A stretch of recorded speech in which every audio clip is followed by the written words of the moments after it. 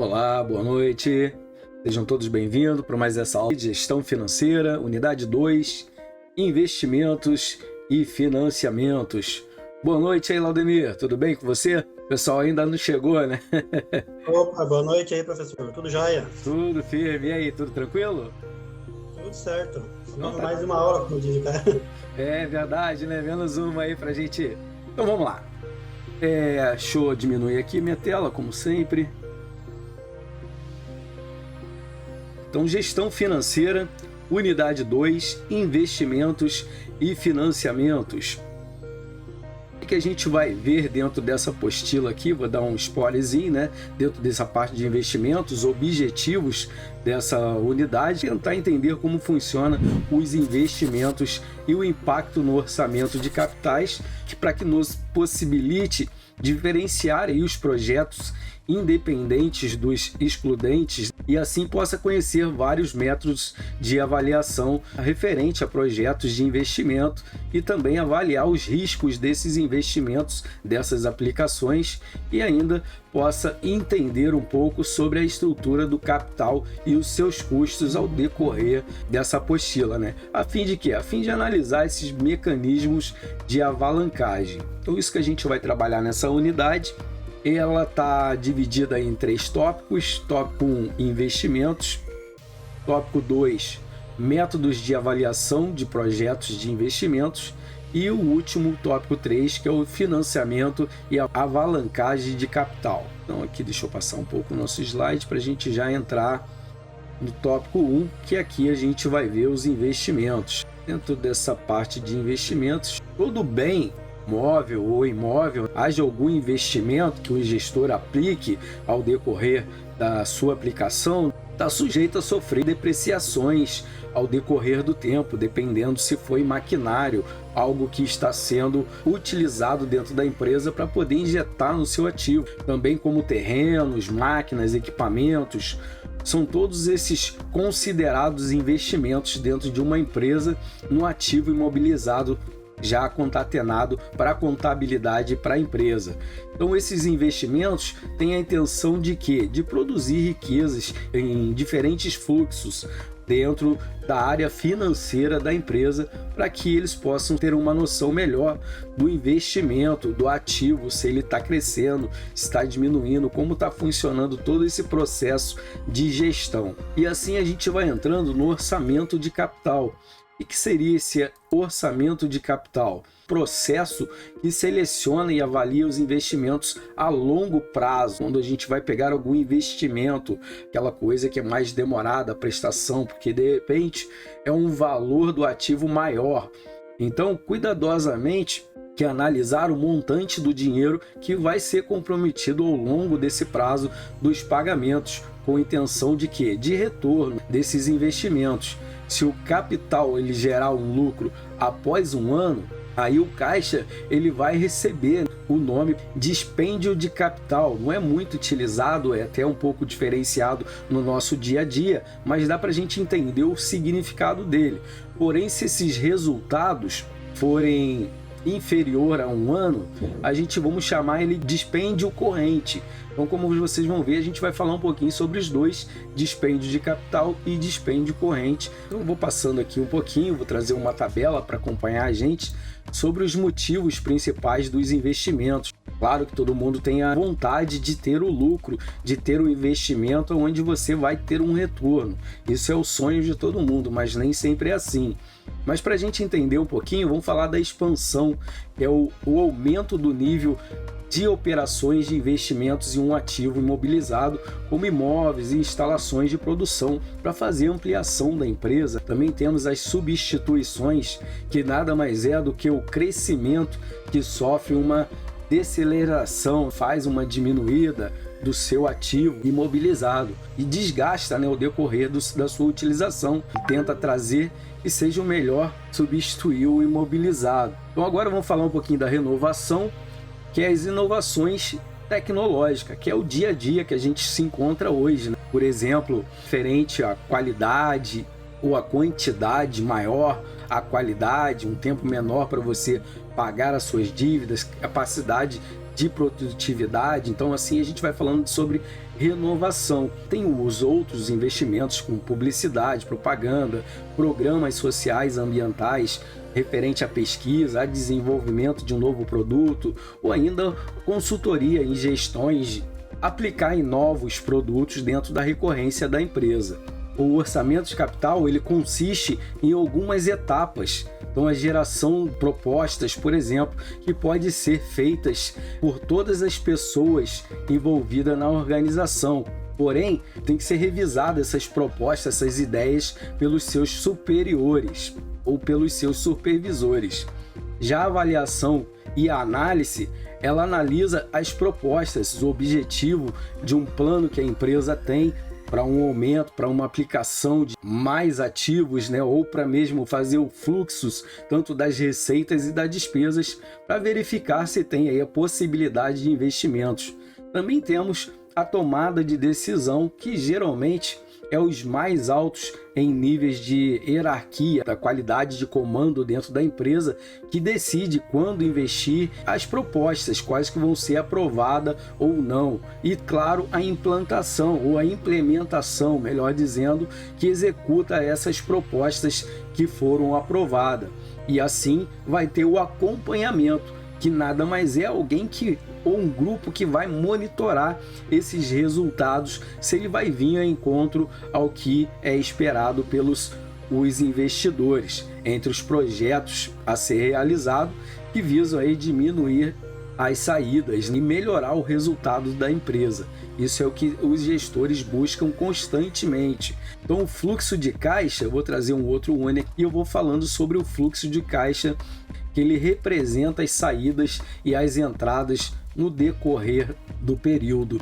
Então, o exemplo da camisa, lá da primeira unidade, que a gente viu ela na semana passada, a gente vamos imaginar aqui um cenário, vamos ter um investimento nas máquinas ou na máquina para empacotar essas camisas que a gente estava falando, e essa máquina ela vai ter um custo de R$12.000, vai nos proporcionar um retorno R$1.500 anuais. Então, essa vai ser a margem de lucro programada realmente que a gente vai ter dentro desse retorno. Ela vai ser assim por 10 anos, ela vai trazer esse retorno, ou ainda para a gente pagar as prestações desse investimento. Então, assim a gente vai trazendo uma outra tabela para poder entender um pouquinho como que vai ser a série de fluxo de caixa desse financiamento convencionais aí dessa máquina em 10 vezes que ela foi feita. Então vai ter a saída ali de 12.000 do caixa e assim tendo as entradas das prestações em 10 anos, por isso que está ali em 10 vezes. Para essa máquina ela continuar produzindo as entradas de 1.500, a gente precisa realizar no 6º ano uma manutenção, que ela vai custar uma saída de R$4.000 para trocar correia, trocar rolamento, fazer um investimento para essa máquina ter um tempo de vida maior, para ela continuar produzindo. Então, assim a gente consegue ver como que é essa aplicação dentro do nosso contexto. Então, vou trazer uma outra tabela, que é uma série de fluxo de caixa não convencionais, aqui nesse caso, que também a gente tem a saída de R$12.000, sendo que se a gente observar ali no campo 6, tem ali o R$4.000, que é o abatimento. Também pode ser uma série de fluxos mistas dentro desse caso, que não precisa ser uma prestação fixa, onde as entradas elas podem ser variadas, porque isso é o que realmente é a realidade da empresa. Um mês, por exemplo, que não está vendendo bem e o outro que vende hiper bem. Então ele vai ter ali umas entradas e saídas talvez um pouco variada. Então a série de fluxo de caixa a gente pode ver aqui numa outra tabela também colaborando, e aqui já dá para ver mais essa parte mista dela, né? Vai ter ali a saída de 12 numa série de fluxo de caixa mistas, entradas de R$500, depois de R$1.000, R$1.500, R$2.000, R$2.500 e R$3.000, conforme o fluxo de saídas e entrada desses investimentos, considerando o orçamento de capital. Beleza, dá para a gente ter uma noção aqui básica de como recorre essa ideia que a gente está tendo aqui dentro desse planejamento. Assim a gente vai entrando nos projetos independentes, e não depende um do outro, né? Se ele já está dizendo independente, quer dizer que ele circula por conta própria. Então esse fluxo de caixa não está relacionado com outros, porque a aceitação de um projeto, ele não depende muito do outro. Se mesmo ele for aprovado ou reprovado, ele é um fluxo que ele anda sozinho, independente da aprovação de outros. Um contexto que a gente pode investir numa máquina para estampas de camisa branca ou numa máquina para empacotar. Porém, a empresa ela pode decidir por investir em outras ações, como novas unidades de negócio, ou ainda investir de vez na máquina, na modernização da empresa, trazer um look melhor, uma visual para ser mais agradável para fazer o merchandising da empresa, ou ainda uma troca de sistema de informática, onde você vai inserir as informações e o software que você tem já não te atende mais, porque você já teve um crescimento.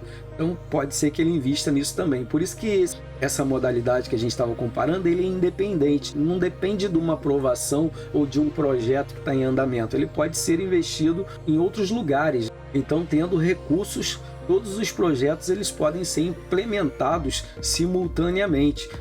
Isso quer dizer o quê? Juntos. Então aquele projeto que eu estava fazendo de melhoria, talvez de uma criação de um novo produto, ele pode ser aprovado sim juntamente com a troca de software. Nada impede, sendo que um não depende do outro, eles são independentes. Então aqui a gente vai trazendo o projeto mutuamente excludente.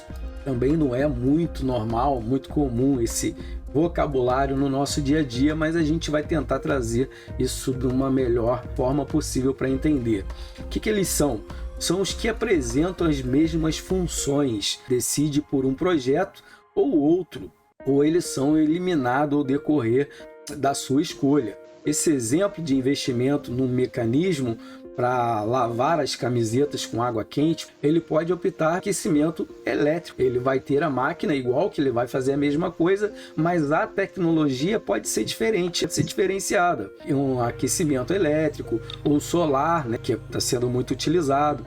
Também pode ser a gás ou a caldeira, a lenha. Vê que em alguns hotéis ainda eles trabalham nesse sistema. Então esses projetos têm um fluxo diferenciados ou diferentes que se adapta por um ou por outro. Pode até eliminar ou ser eliminado da aprovação. Então outro exemplo que a gente pode dar aqui, se a gente quiser aumentar a produção da empresa, pode ser uma aquisição de outra empresa, você comprar uma filial, investir no novo local, ou ainda uma terceirização de um produto que você só vai fazer uma parte dela, que é fazer uma ampliação, ou ainda pode ser criação de mais de um turno de trabalho, você começa a trabalhar não em 2, mas agora em 24 horas, em 3 turnos de trabalho, para ter uma ampliação sem ter que fazer um investimento, talvez numa filial, em outro terreno e todo o maquinário, aproveitar tudo que você tem que fica mais econômico para a empresa, né? Ampliação da fábrica. Todos esses projetos são excludentes. Então, para a gente entender um pouquinho qual é o significado dessa palavra excludente. Seguindo, então, a gente vai falar um pouco agora dos fluxos relevantes. Fluxos relevantes, nós temos os investimentos iniciais, a saída de caixa inicial para esse investimento, os custos de instalação, a entrada de caixa operacional. O que seria isso? Investimentos realizados para recuperação desse investimento inicial. Então, geralmente, quando você pega um financiamento, você tem essa ideia. Você vai investir um início, mas para obter um lucro mais tarde e cobrir esse início desse investimento, que depois a roda vai fazendo o negócio se pagar sozinho, né?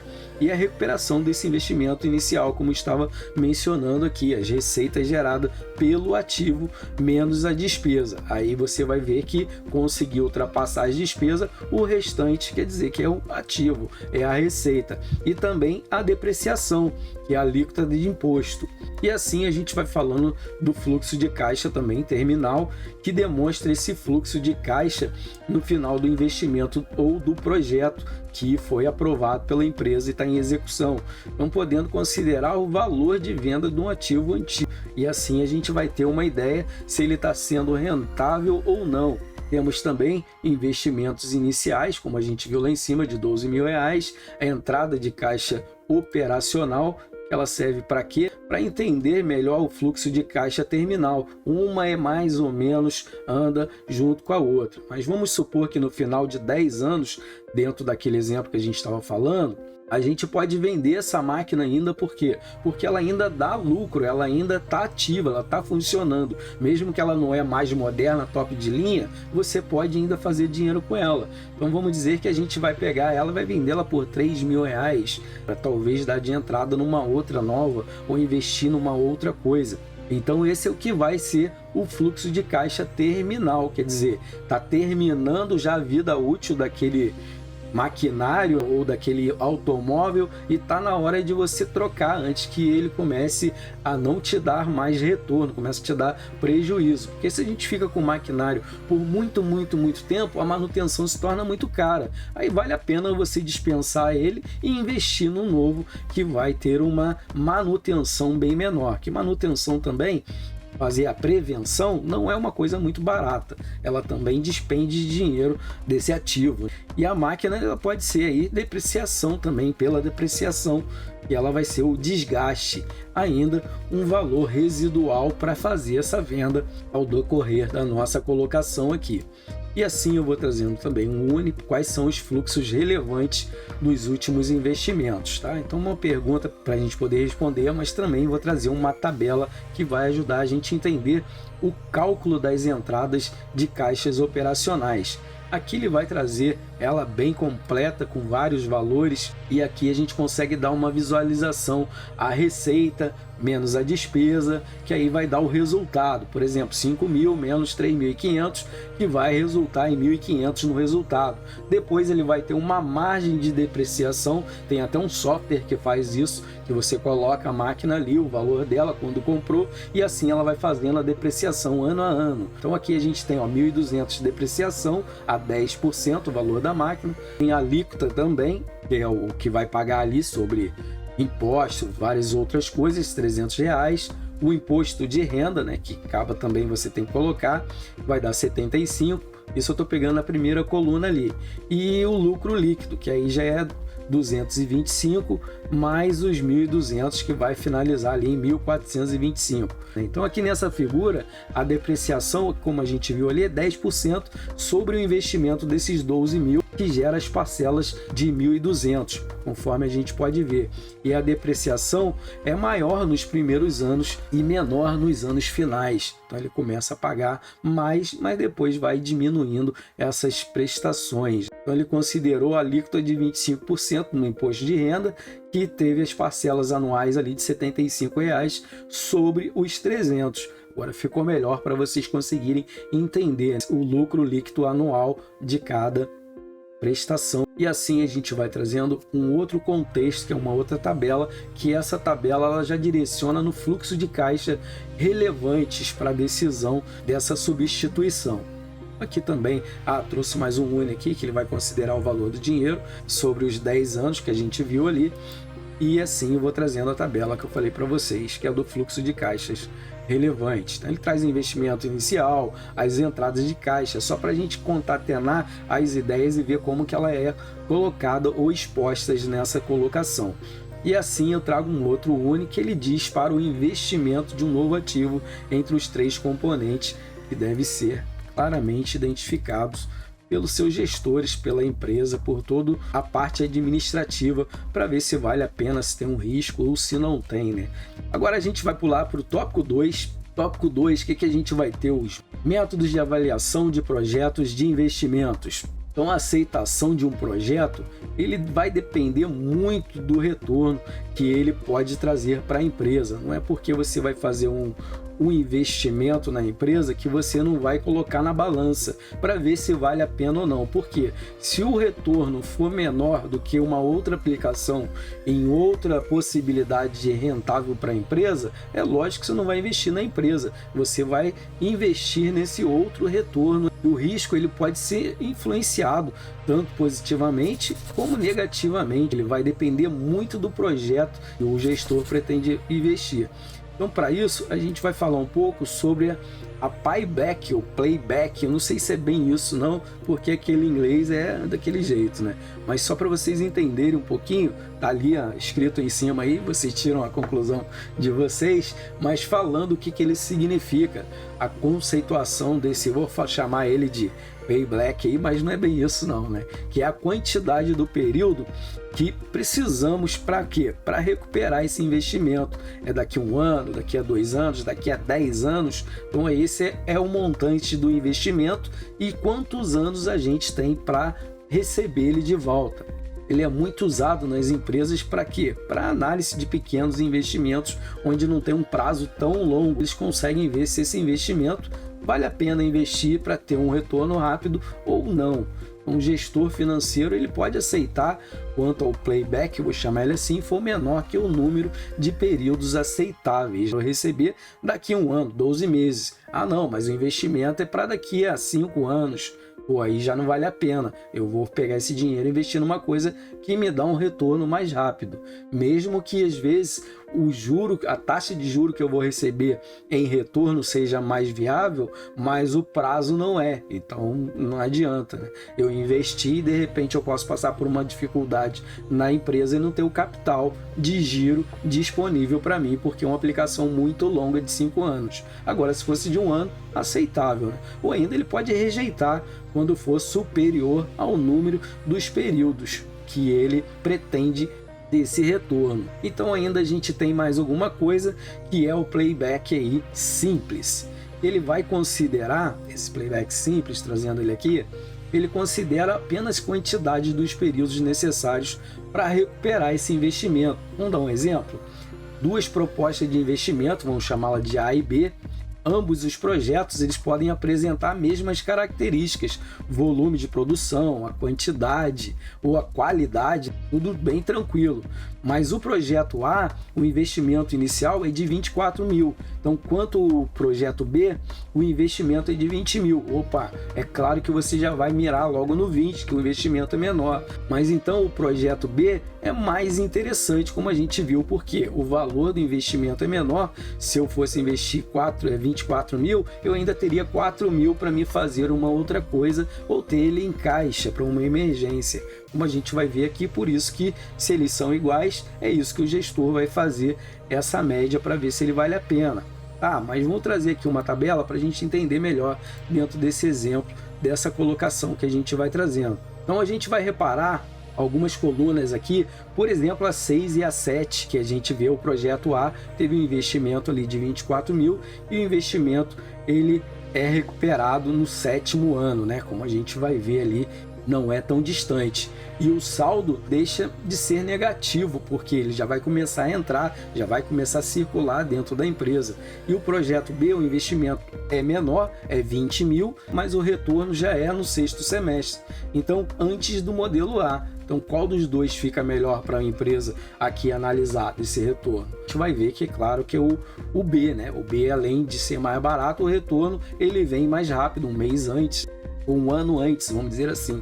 Então, o outro projeto, entradas de 5 mil no fluxo misto. Lembra que a gente viu lá em cima a tabela? Então, ele apresenta um investimento inicial dentro desse outro modelo de 22 mil, que são as entradas igual 5 mil reais. Aqui também vou trazer uma outra tabela que vai trazendo ao encontro que a gente está falando aqui. Então, o playback simples do projeto C com fluxos convencionais. Então, a gente vai ver com o fluxo convencional, que é ali a gente tem na base 0, que é o investimento inicial, 22 mil, e depois as entradas de 5 mil, e assim vai retornando o saldo. Então, esses resultados positivos de 3 mil reais antes de finalizar o 5º ano.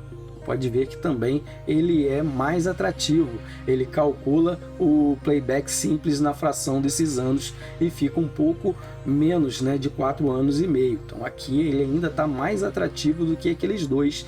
Todos esses projetos que a gente mencionou, ele pode surgir diversos fatores desfavoráveis, dominando como os riscos, né? Todo projeto que a gente faz, não é porque a gente está investindo, mas pensando em ter um retorno, que esse retorno é real. A gente está pensando, a gente está investindo, contando com ele. Mas pode acontecer várias coisas desses anos de pagamento, a máquina pode queimar, pode vir uma peça errada que ela tem que ficar parada por muito tempo e as prestações... O que a gente quer dizer aqui é que quanto maior o número de períodos, maior o risco. Por isso que as empresas, quando vão investir um ativo que está sobrando na empresa, eles preferem investir naquele ativo de curto prazo. Mesmo que a taxa de juros de retorno seja menor, é menor o prazo para poder você ver esse retorno, assim poder investir novamente. Então o projeto C, que é o último que a gente falou, no Playback Simples, ele acaba sendo o melhor entre os três, do A, B e o C.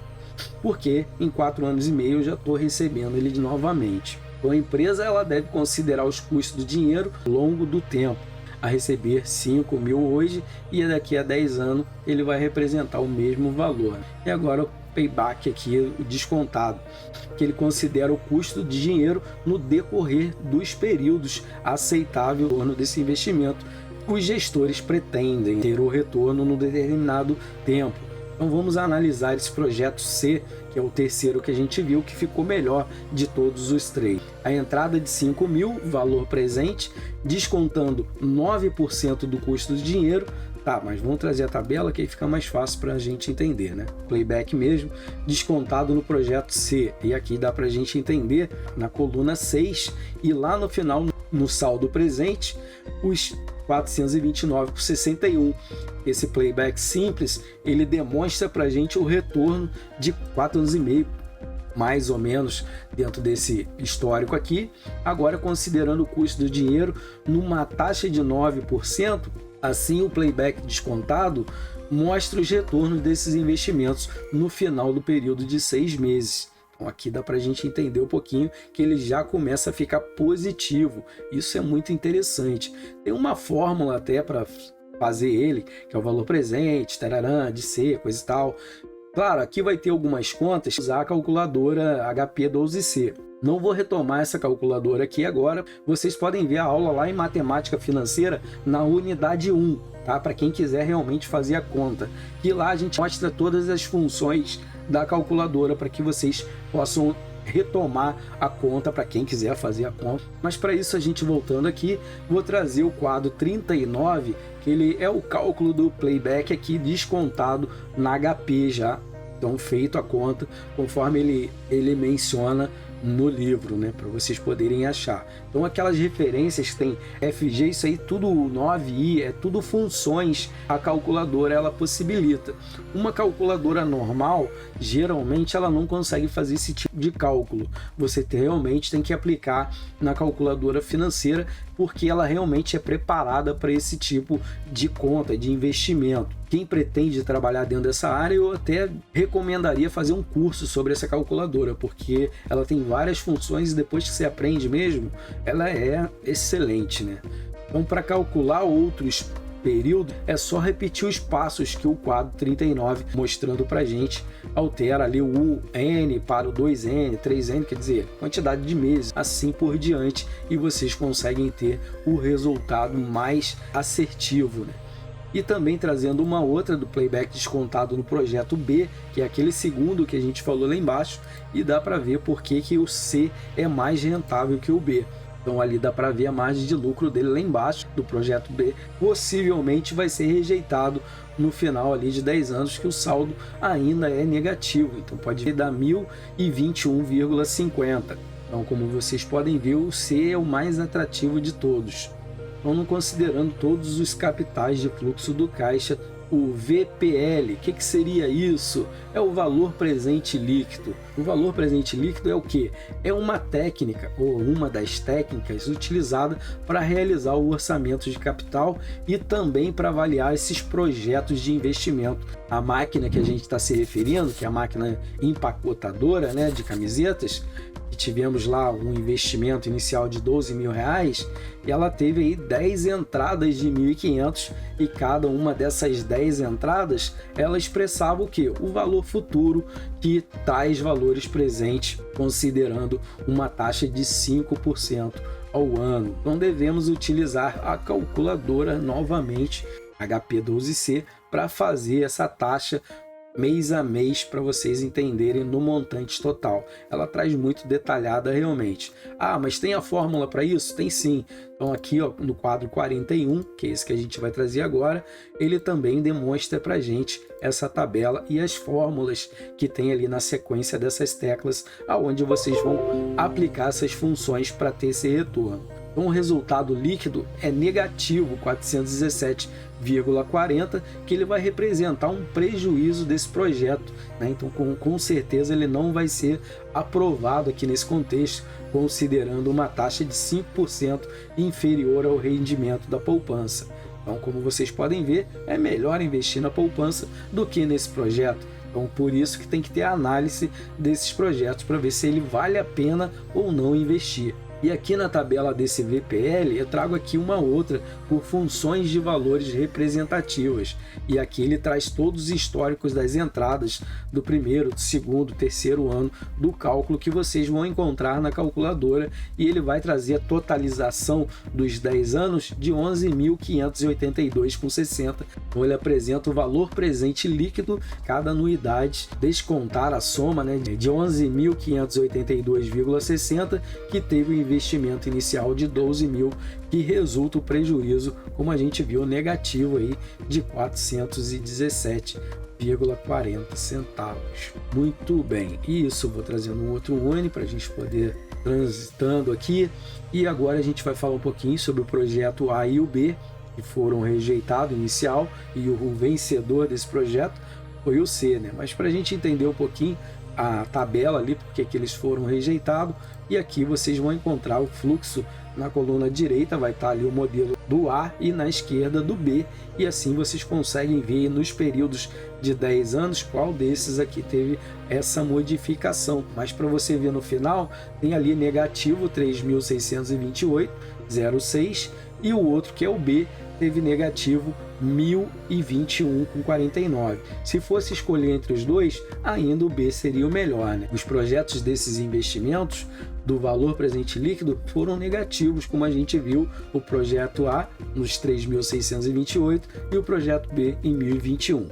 Ambos foram ou deveriam ser rejeitados nesse modelo que a gente está aplicando aqui. Agora eu vou trazer dois ONEs em sequência e falar um pouquinho sobre o valor do presente líquido, que é o projeto C, o vencedor no final desse daí. Ele teve no final de 10 anos o valor presente líquido, que representa o valor de 10.088. E aqui dá para também a gente fazer o fluxo dessa conta junto nessa sequência numérica.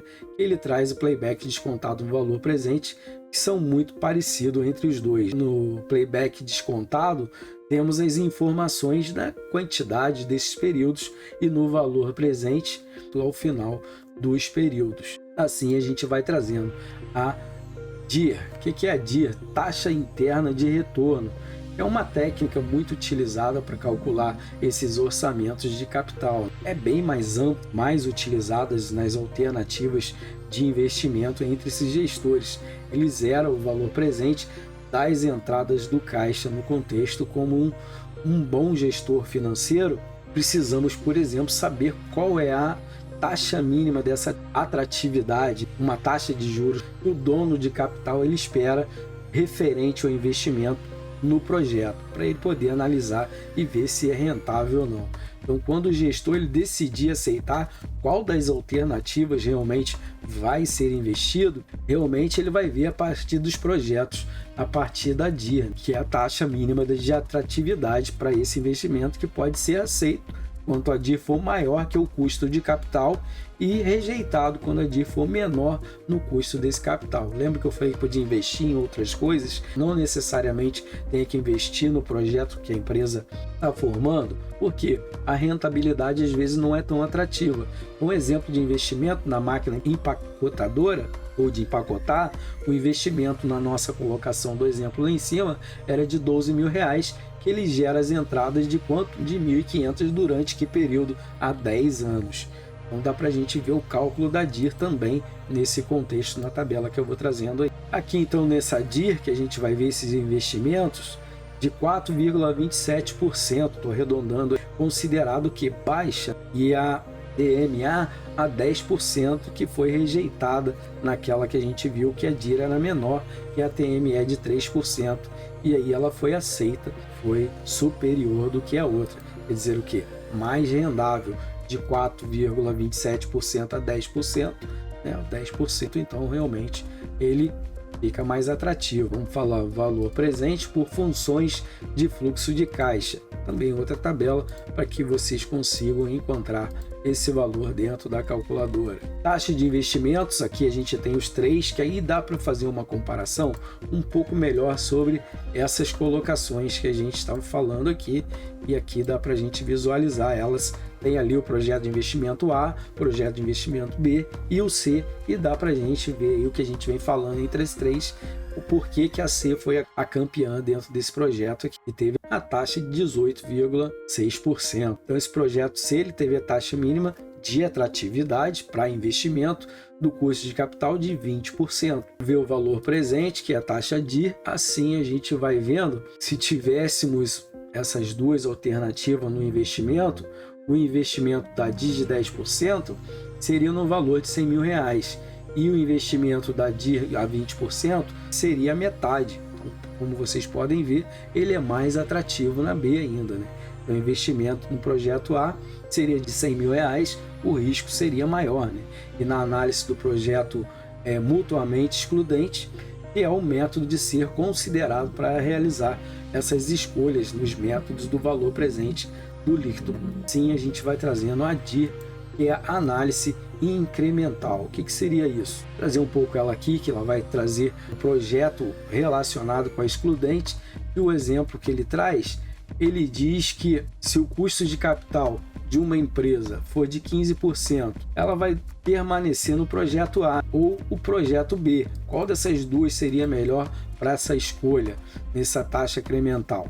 A gente vai ver aqui na tabela que ele traz esses dois valores para que vocês possam analisar qual desses dois retornos seria o mais viável, o desafiante ali, que é o A, ou o projeto B, que é o desafiado. Então aqui ele mostra o projeto A que deve ser escolhido. Por que nesse caso? Porque a DIR é menor de 15%, como a gente pode ver a DIR ali na penúltima linha.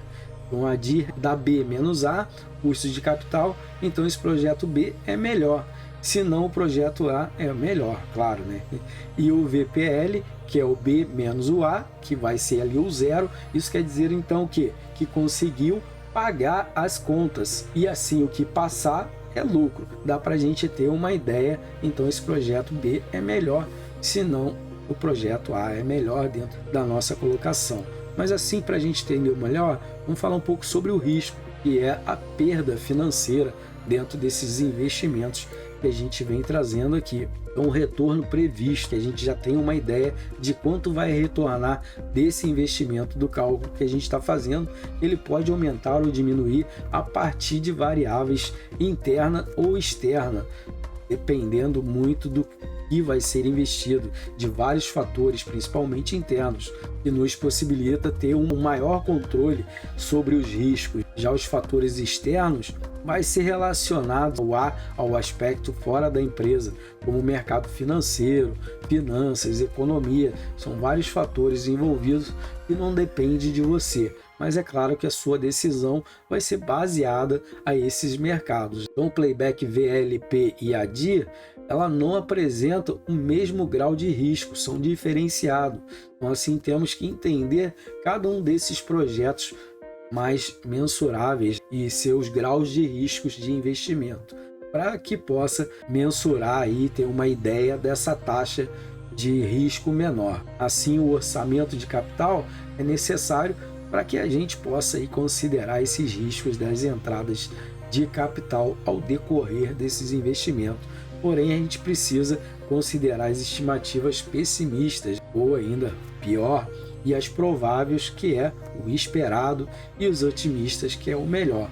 Lembra que a gente viu ali que provável que é melhor, que a gente fica dentro daquele patamar entre uma margem de erro para cima ou para baixo, talvez de 3%. Então, o gestor financeiro, ele deve analisar todo esse conjunto dessas variáveis que pode afetar os resultados, como poder aquisitivo que a empresa tem, também vindo ao encontro a inflação, a demanda, a concorrência, lançamento de novos produtos ou ainda mesmo na inovação tecnológica. São várias coisas que podem influenciar. Então, para a tomada de decisões de um orçamento de capital, a gente deve analisar e estimar os fluxos de caixa relevante, aplicar as técnicas de decisões apropriadas, tanto do VPL quanto do DIR, e medir o risco, claro, do projeto a ser ajustado às técnicas de decisões em funções desses riscos, como a gente viu aí que não são poucos. Então, dentro dessas opções, a empresa ela precisa viabilizar a decisão que pode ser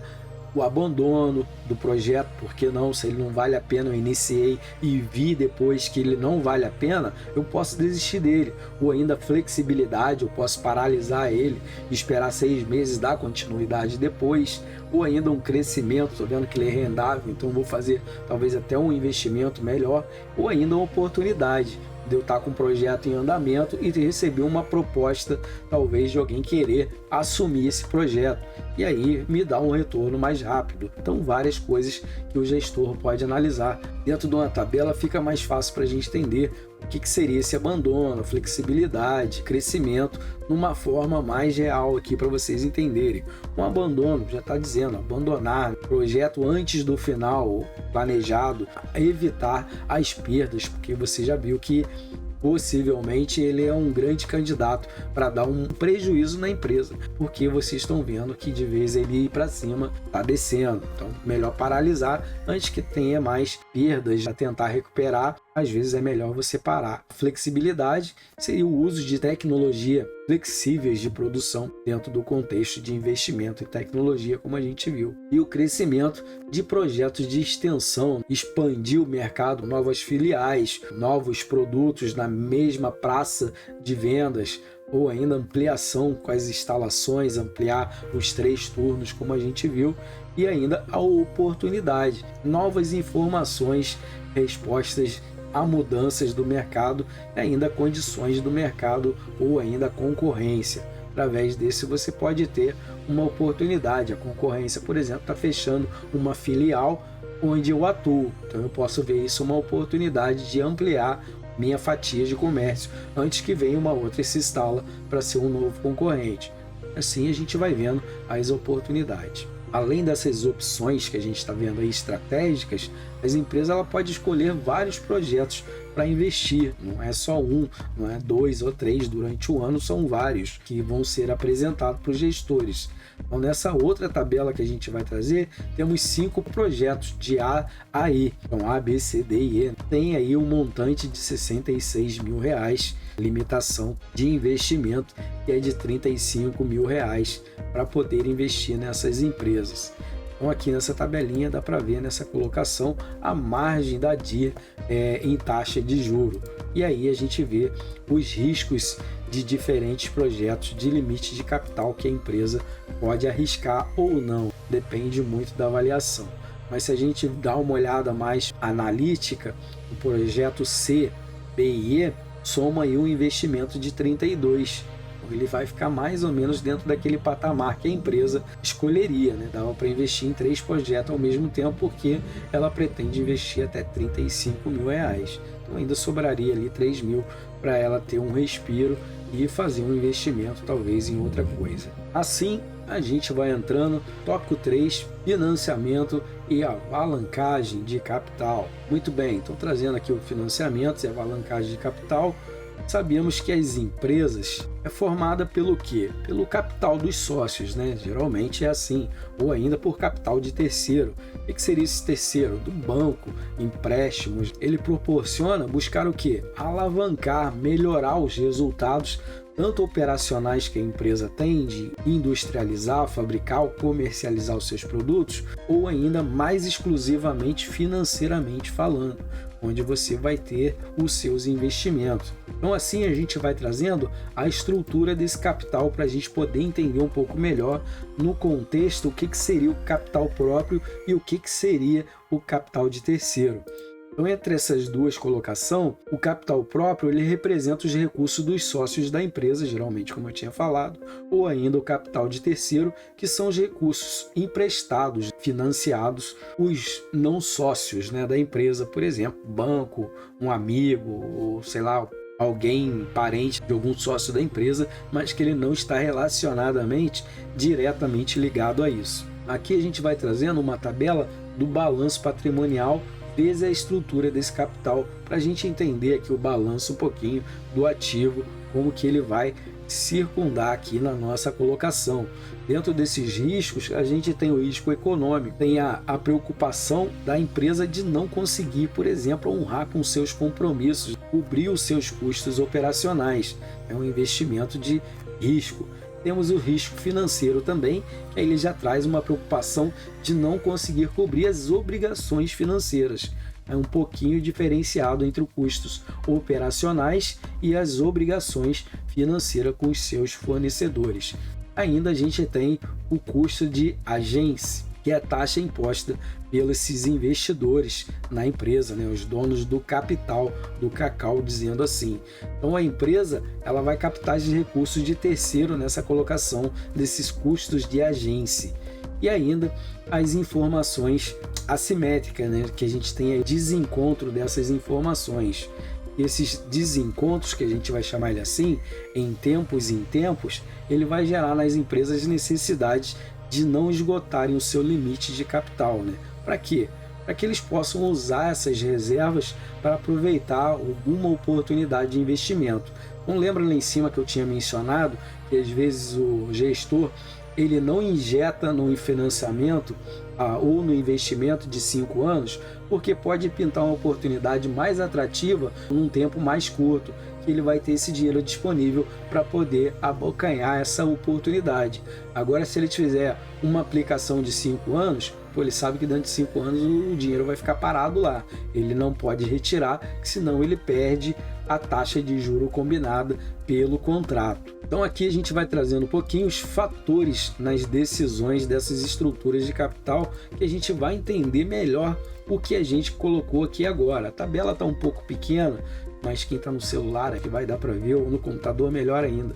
Mas eu vou dando uma resumida aqui dos riscos econômicos. A gente vai ter as estabilidades das receitas, que é estáveis, tem uma maior segurança, as vendas são crescentes geralmente, possibilidade de beneficiar com o capital de terceiro, né? Você ter um lucro. E a alavancagem financeira, o efeito do aumento das vendas, porque você injetou num produto que tem uma rentabilidade muito boa, uma saída atrativa. E o fluxo de caixa que vem já com esse risco econômico também, que ele vai trazer nova estrutura de capital para você ter aí um capital para injetar ou fazer o circulante de prestação das suas vendas para gerar o fluxo de caixa, resumidamente. E assim a gente tem o custo de agência, então é o custo das agências. E quando pega o capital com terceiro, tem as obrigações contratuais, exemplo aí que pode estar proibida de obter um capital de terceiro, pode ter isso num contrato de alguma financeira que você pegar, você tem que ficar ali até honrar todas as suas obrigações anteriores, até lá você não pode fazer um novo financiamento, e ainda pode existir outras restrições contratuais, várias outras, dependendo de como vai ser feito esse contrato com essas financeiras. E as preferências dos administradores, tem que pagar primeiro eles, né? Capital de terceiro, eles recebem primeiro. E assim o controle também em geral, as empresas fechadas geralmente ameaçadas ou não por outros concorrentes. E as informações assimétricas, que são as avaliações externas de risco. Isso significa o quê? A capacidade de obter os fundos rapidamente. Se eu estou numa necessidade de aplicação, eu preciso fazer um investimento rápido para cobrir as minhas obrigações, eu tenho onde recorrer a quem me empresta esse dinheiro para injetar no ativo da empresa, considerando os impactos dessas decisões relativas de capital. E claro, as oportunidades que a gente estava falando lá. É o juro baixo, financiamento com terceiros, mais atrativo que os financiamentos em banco, talvez, ou ainda condições econômicas. A empresa tem um capital de reserva de giro de investimento, ela resolveu não fazer esse investimento por uma emergência ou uma oportunidade. e assim a gente consegue entender um pouquinho o contexto de cada um. Então o gestor, dentro de nosso pensamento, ele pode conseguir diferentes fontes de custos, de financiamento, de verba para a empresa. Porém, há um fator muito importante para a gente analisar na tomada de decisões, supostos financiamentos. Vai depender de cada situação para poder analisar os custos de capital de giro que a empresa possui. Se vai ser de fontes de capital de terceiro, ou se vai ser essa fonte de capital próprio, ou ambas as partes. Depende muito de como você quer decidir fazer essa estratégia. No capital de longo prazo, por exemplo, de investimento, geralmente é financiado através de instituições financeiras, que é os bancos, onde nos ofertam os financiamentos com as taxas que vai variar das instituições para instituições, de instituições para instituição, por exemplo, Banco do Brasil, Caixa Econômica, BNDES e assim todos esses. Um montante de capital que você quer injetar na empresa também depende da empresa autorizar esse empréstimo ou não. Se for muito alto, talvez você vai pedir 100 mil, mas ela libera para você só 60, né? Montante desse capital, ou ainda quantidade de períodos para a devolução desse capital. Essas financeiras geralmente vê muito isso, né? Você vai pagar quantos anos? E assim ele vai incrementando a taxa de juros, vai aumentando e ficando mais caro, né, para você fazer o retorno desse dinheiro. Ou a análise dos bancos que ela faz sobre a empresa. Quanto tempo ela tem de mercado, como é que é o ativo, o capital de giro, isso o contador vai fazer todo um histórico para entregar para o banco, a liquidez das suas obrigações, se ela tem endividamento, se ela já passou por endividamento, uma ficha corrida pelo Serasa, eles conseguem ver todo o histórico da empresa no decorrer, para eles poderem ter uma segurança para poder liberar esse empréstimo. Já o custo de capital próprio, geralmente fornecido pelos sócios, como a gente viu lá da empresa lá em cima, que é dominado como uma taxa de oportunidade, porque se você vai investir mais um capital que você na empresa, porque você está ali, você acredita, você está vendo realmente o dinheiro entrando, então você está vendo a oportunidade de ter um ganho maior. Então o custo de capital próprio investido na empresa, ela costuma ser igual à taxa de livre risco para a economia, são conhecidos como a Selic, né, o Sistema Especial de Liquidação de Custódia. Então ele vai refletir o custo de dinheiro baseando na remuneração, resumindo aí, se o custo da taxa esperada for menor do que a Selic, aí não vale a pena o gestor investir nessa empresa, mas sim numa aplicação no mercado financeiro, como eu vinha mencionando lá em cima, que pode ter aí um retorno maior. Depende também dessa análise como ele vai fazer.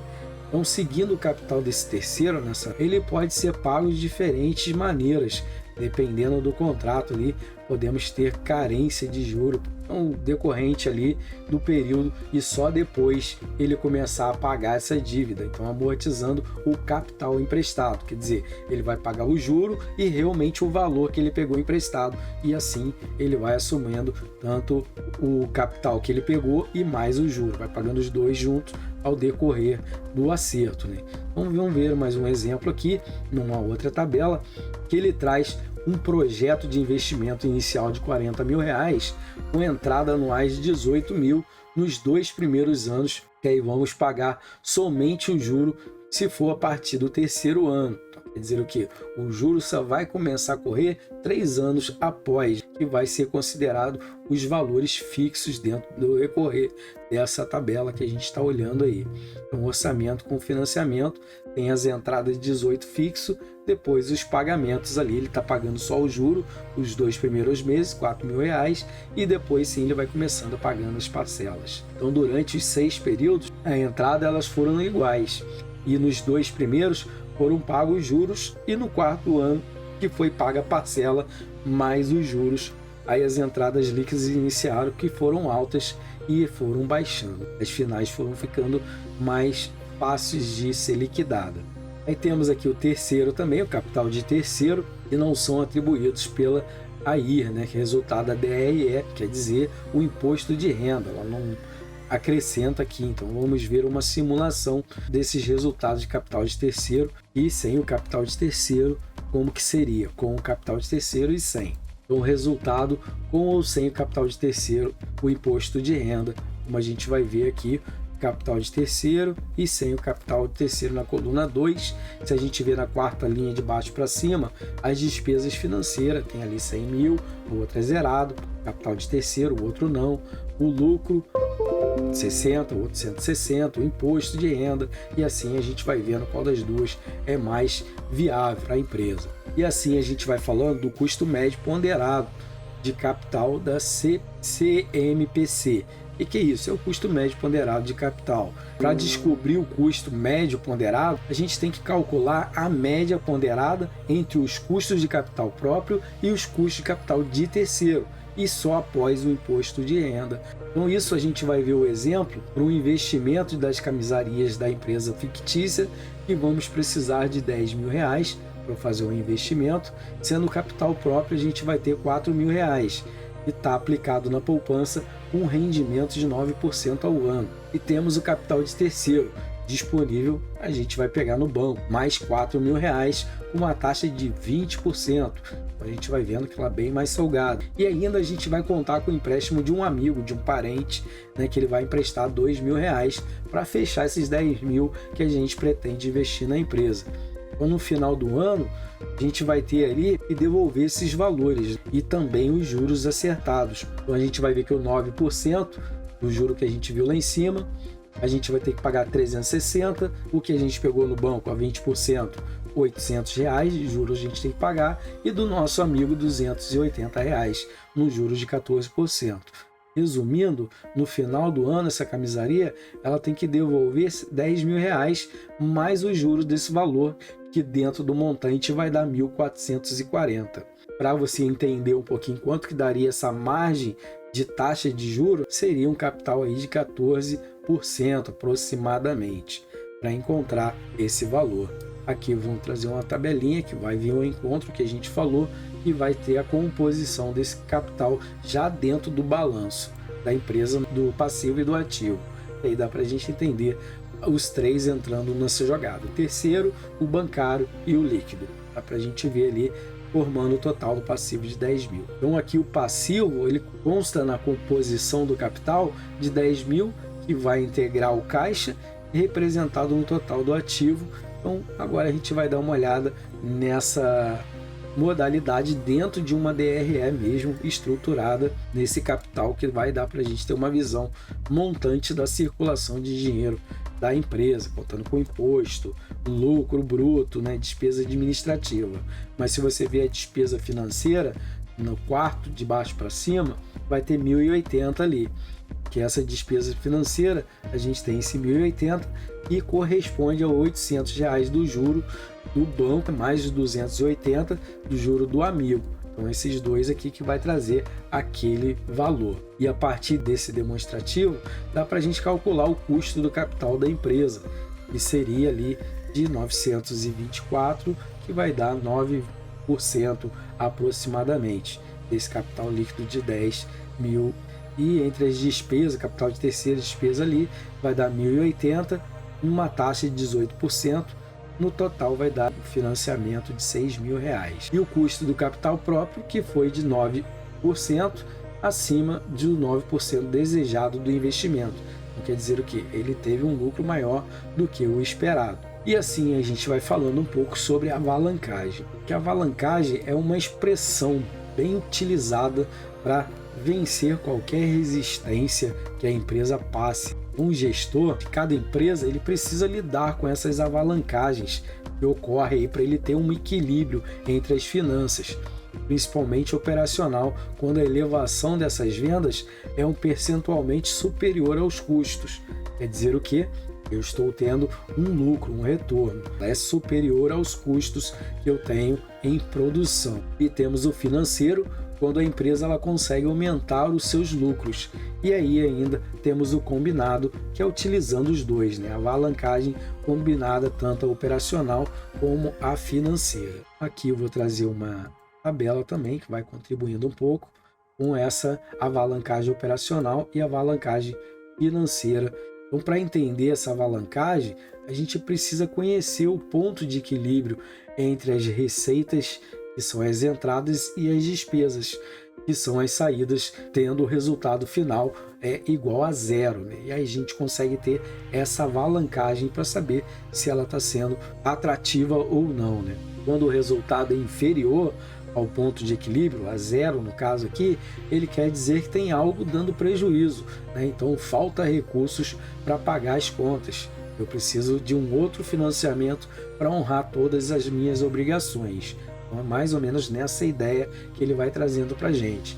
Então assim, encontramos o ponto de equilíbrio no momento que as vendas cobrem as despesas operacionais, obtendo o tão desejado, o lucro antes das despesas financeiras. Então, para isso, ela pode ter um aumento no preço de vendas, melhor qualidade, né, ou ainda quantidade maior, ou ainda um ajuste dos custos das mercadorias vendidas e as despesas. Porém, a gente tem que ter um pouco cuidado quando a gente vai tomar uma decisão nesse parâmetro. Por quê? Tem que cuidar, né? Porque o aumento do preço, muitas vezes, pode gerar queda da demanda. A concorrência ela pode estar com o mesmo produto ou ainda um produto com melhor qualidade e conseguir manter o preço anterior. Aí, dependendo da minha concorrência, não vale a pena eu tentar fazer essa jogada, porque os clientes vão preferir comprar o mesmo produto com a melhor qualidade e um preço melhor do que o meu, que a qualidade é boa, mas o preço é superior, né, à da concorrência. Então, falando da DEE, da camisaria, dentro do contexto que a gente viu, a gente tinha um custo das camisas lá em cima, na unidade 1, que era R$ 7,00, o preço de venda que era R$ 10,00, mais o imposto complementando 10% sobre a venda, que seria R$ 1,00 mais ou menos do valor unitário, e os custos fixos, administrativo, despesa, funcionário, seria uma totalidade de R$ 21.600 que ele precisava cobrir durante o mês para poder manter suas despesas. E aqui ele vai trazendo várias outras colocações dentro do cálculo do ponto de equilíbrio, que vai dar ali os 10% embaixo, em cima e os 20% embaixo, para a gente entender dentro desses custos, o valor de 1.080 camisetas que ele precisa, quantas camisas ele precisa atender, vender 10.800 camisas para atingir esse ponto de equilíbrio, ou seja, as receitas cobrirem as despesas. Se eu vender menos do que isso, a quantidade for menor, eu não vou conseguir pagar os fornecedores ou cobrir as minhas despesas. Então essa alavancagem aqui operacional, ela mostra esses 10% e esses 20% nesse recorrer. Nesse exemplo, essa variação é positiva quando negativa a ordem de 20% do lucro, com essa variação de 10% na receita operacional. Ou se comprarmos menos, a gente pode encontrar preço mais alto. Por quê? Geralmente, como que a gente consegue comprar um produto com preço menor? Quando a gente tem uma quantidade bem maior do que a gente costuma comprar. Aí o fornecedor ele baixa o valor do produto para me ter uma margem de lucro maior. Mas aqui, se for o contrário, aí ele vai ter que cobrar mais o valor acrescentado no produto, porque a quantidade diminuiu. E os custos e as despesas operacionais, ela pode sofrer alterações ao decorrer dessa logística, se reduzindo as vendas. Pode ter pessoas ociosas. A venda está diminuindo, quer dizer, eu tenho funcionário que está parado dentro da empresa, eu vou ter que fazer alguma coisa, realocar ou dar férias antecipadas, alguma ação eu vou ter que fazer. Porém, para ter um volume de venda maior, aí pode ter a necessidade de contratação, ampliação de novos funcionários, até mesmo terceirizar, se eu quiser ter uma ampliação desse meu retorno, né? Essas informações, ela mostra para a gente um grau de alavancagem operacional para tomada de decisões e vai variar no lucro. Ele vai ter aí, antes dos juros, que é o LAGIR, que a gente viu lá na unidade 1, e a variação das receitas operacionais, que vai trazendo um cálculo de alavancagem operacional entre uma margem de 20% a 10% de média, né? Vai trazendo aqui várias outras tabelas, alavancagem financeira, já dentro de 33%, e assim vai trazendo alavancagem para a gente entender o mesmo grau de cálculo que a gente viu nessa anterior. Então aqui só mesmo para vocês verificarem e ver se conseguiram entender conforme essas metodologias que ele vai trazendo aqui nessas alavancagens. Acho que era isso, como vocês viram, e fica mais fácil para a gente ter o entendimento. Os gestores fazem para tomar as decisões assertivas tanto de compra, de investimento, se vai pegar empréstimo ou não. Fica mais fácil para eles entenderem. Beleza, meu povo lindo? Fiquem com Deus e até a próxima, então. Valeu! Até mais! Fui!